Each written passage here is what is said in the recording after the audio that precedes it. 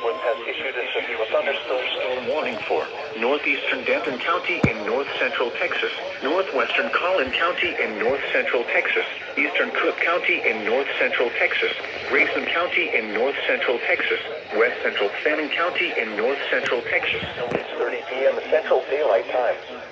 At 7:29 p.m. Central Daylight Time, severe thunderstorms were located over northwest of McKinney, moving northeast at 20 miles per hour. Hazard, 60 miles per hour wind gusts and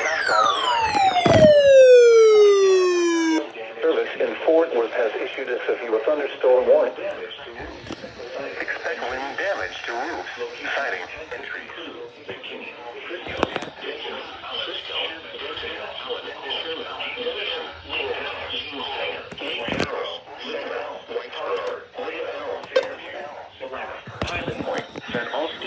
Shady Shores Canal.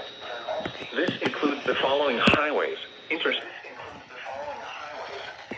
35 between mile markers 468 and 476. Interstate 35W between mile markers 80 and 85. Interstate 35E between mile markers 459 and 466.